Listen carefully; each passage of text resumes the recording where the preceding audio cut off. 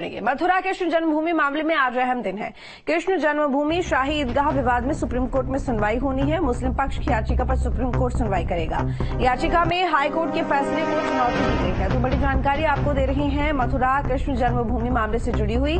आज अहम दिन है और कृष्ण जन्मभूमि शाही ईदगाह विवाद में सुप्रीम कोर्ट में सुनवाई होनी है। मुस्लिम पक्ष की याचिका पर सुप्रीम कोर्ट सुनवाई करेगा। याचिका में हाई कोर्ट के फैसले को चुनौती भी दी गई है। तो धाराजीत हमारे साथ में जुड़े हैं ज्यादा जानकारी के साथ में लाइव। धाराजीत, आज मथुरा कृष्ण जन्मभूमि मामले के लिए अहम दिन है क्योंकि जाहिर है ईदगाह विवाद में सुप्रीम कोर्ट में सुनवाई आज होनी है। कितने बजे से सुनवाई शुरू होगी और क्या कुछ कार्रवाई आज हो सकती है?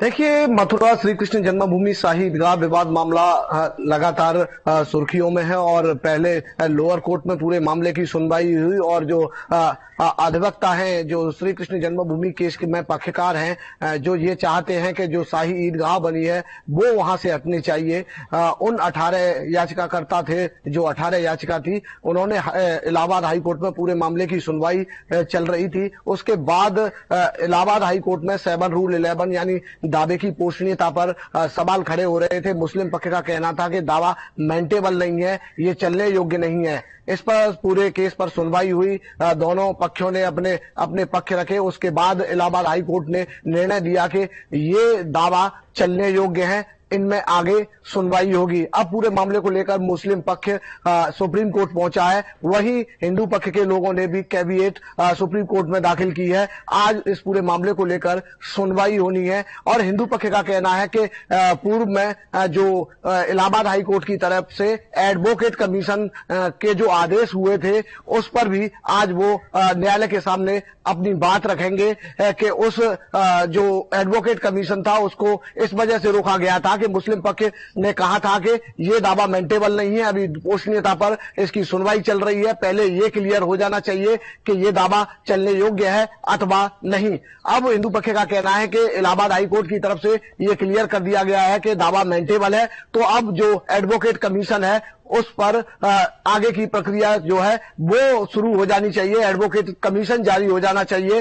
अब मुस्लिम पक्ष 7 रूल 11 की जो इलाहाबाद हाई कोर्ट का जो आदेश था उसके खिलाफ सुप्रीम कोर्ट पहुंचा है। एक न्यायिक प्रक्रिया होती है कि पहले लोअर कोर्ट के बाद अगर कोई बात उसकी रह जाती है तो वो हाई कोर्ट में अपनी अपील करता है और हाई कोर्ट के बाद सुप्रीम कोर्ट में। तो इसी के तहत मुस्लिम पक्ष भी सुप्रीम कोर्ट अपनी बात रखने के लिए आज पहुंचा है और उसमें वही दलील दी जाएंगी कि ये दावा मेंटेबल नहीं है, बेबुनियाद तथ्यों पर आधारित है और लोग केवल माहौल खराब करने के लिए जो इस तरीके का दावे दायर कर रहे हैं। जो दलील उन्होंने पहले लोअर कोर्ट और हाई कोर्ट में दी थी वही दलीलें आज सुप्रीम कोर्ट में मुस्लिम पक्ष की तरफ से रखी जाएंगी और इधर हिंदू पक्ष की तरफ से जो एडवोकेट कमीशन रुका हुआ है उसको फिर से जारी करने के लिए न्यायालय के सामने निवेदन किया जाएगा। जी बिल्कुल धाराजीत, क्योंकि देखिए पिछली बार हाई कोर्ट ने झटका दिया मुस्लिम पक्ष को, जाहिर है कि कहीं ना कहीं मनोबल मुस्लिम पक्ष का टूटा, लेकिन अब क्योंकि सुप्रीम कोर्ट में फिर से उसी मामले को लेकर आगे उन्होंने अपील की है।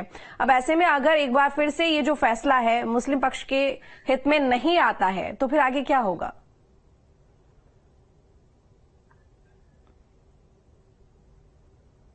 देखिए, बिल्कुल लगातार हम देख रहे हैं कि दूसरे पक्ष का कहना है कि मुस्लिम पक्ष की तरफ से कोई भी दस्तावेज अभी तक इस तरीके के दाखिल नहीं किए जाते हैं जो मालिकाना हक को ये साबित करें। केवल उनके पास अवैध कब्जे के अलावा कोई ऐसी चीज नहीं है और इसी के तहत लगातार लोअर कोर्ट की बात करें या हाई कोर्ट की बात करें, वहां से लगातार जो मुस्लिम पक्ष है उसको निराशा हाथ लग रही है और इसी के तहत अब भी उम्मीद जताई जा रही है कि लगातार जिस तरीके से केस आगे बढ़ रहा है, हिंदू पक्ष जो मजबूत तरीके से खड़ा है, तमाम दस्तावेज ऐसे हैं। बात करें जो पूरी जमीन है 13.37 एकड़ भूमि जिसमें से 2.5 एकड़ में ईदगाह बनी हुई है, उस भूमि के जो दस्तावेज हैं वो श्री कृष्ण जन्मभूमि ट्रस्ट के नाम पे है और आज तक उस जमीन का जो टैक्स देता है वो श्री कृष्ण जन्मभूमि ट्रस्ट देता है, यानी ईदगाह नाम से कहीं पर भी कोई जगह अंकित नहीं है। ये मसला पूरा कोर्ट के सामने रखा गया है और हिंदू पक्ष का कहना है कि जब इसके पास दस्तावेज नहीं है, ना तो इनके पास खसरा में नाम है इनका, ना खतौनी में नाम है और न जो जो नगर निगम का असेसमेंट है, जो टैक्स देते हैं, ना उसमें नाम है। इन पर केवल जो अवैध कब्जा है उसके अलावा कुछ नहीं है। ये सारी चीजें जिस तरीके से लगातार रखी जा रही है, तो साफ तौर पर देखा जा रहा है कि पूरे दस्तावेज और तमाम ऐतिहासिक साक्ष्यों की बात करें तो तमाम इस तरीके के ऐतिहासिक साक्ष्य, राजस्व अभिलेख और नगर निगम के असेसमेंट कोर्ट में दाखिल किए गए हैं और उन्हीं के आधार पर इस पूरे मामले की लगातार सुनवाई चल रही है। अब देखने वाली बात होगी कि जिस तरीके से एक मुस्लिम पक्ष ने पूर्व में भी सुप्रीम कोर्ट में एक अपील दाखिल की थी और उसमें कहा था कि उन्हें इलाहाबाद हाई कोर्ट में आने जाने में परेशानी होती है, और तो उसकी सुनवाई यानी नजदीक न्यायालय में या तो दिल्ली हो जाए या फिर मथुरा हो जाए, इस तरीके की दलीलें भी इनकी तरफ से। लेकिन हर बार देखा जा रहा है कि उन्हें निराशा हाथ लग रही है तमाम बेबुनियाद तरीके से। बिल्कुल धारा जी, लेकिन सवाल यहाँ पर ये कि अगर सुप्रीम कोर्ट में आज ये याचिका खारिज हो जाती है जो मुस्लिम पक्ष की तरफ से दी गई है, तो ये मामला अब आगे कहाँ चलेगा? क्योंकि जाहिर है ये जो कार्रवाई हो रही है, सुनवाई हो रही है, ये इस मामले पर हो रही है कि ये जो मामला है ये विवाद पोषणीय है कि नहीं है। अब सुप्रीम कोर्ट में मामला गया है, सुनवाई आज होगी। अगर मुस्लिम पक्ष के हित में फैसला नहीं आता है तो आगे इस मामले को लेकर सुनवाई कौन से कोर्ट में होने वाली है? हाई कोर्ट में होगी, जिला कोर्ट में होगी, कहाँ होगी?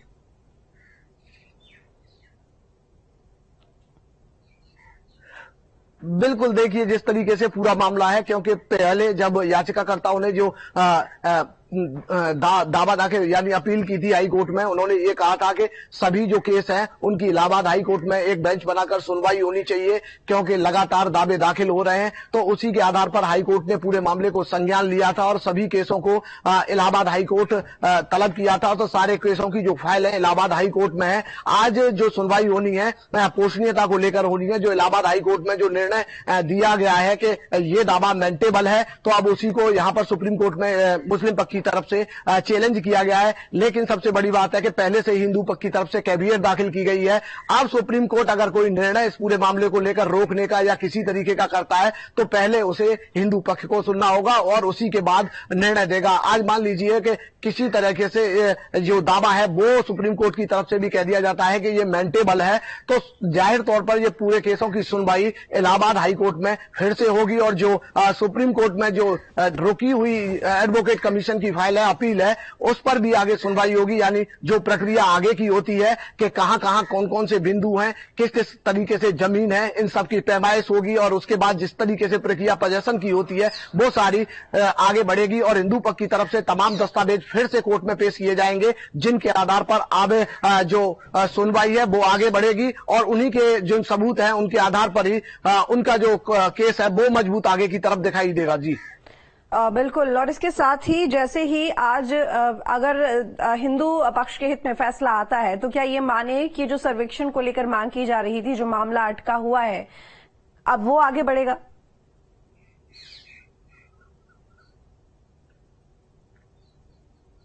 बिल्कुल, हिंदू पक्ष की तरफ से साफ तौर पर कहा गया है कि वो जो अपनी दलीलें सुप्रीम कोर्ट में रखेंगे वो यही रखेंगे, क्योंकि जब मुस्लिम पक्ष ने जब दलील कोर्ट में दी थी और कहा था कि दावा मेंटेबल नहीं है और अभी तक इस पूरे मामले पर इलाहाबाद हाई कोर्ट में सुनवाई चल रही है। इससे पहले एडवोकेट कमीशन जाना विवादित स्थल पर गलत है। पहले ये तय हो जाना चाहिए कि ये पूरे दावे चलने योग्य हैं या अथवा नहीं है। तो अब इलाहाबाद हाई कोर्ट में साफ कर दिया है कि ये दावा मेंटेबल है, पोषणीय है। तो अब इसके बाद ये नहीं बचा रहता कि ये दावा चलने योग्य है या अथवा नहीं है। तो ये सारी चीजें क्लियर हो गई। जो मुस्लिम पक्ष ने सुप्रीम कोर्ट में इसी दलील के आधार पर जो एडवोकेट कमीशन का जो आदेश इलाहाबाद हाई कोर्ट की तरफ से हुआ था उसको रोका था।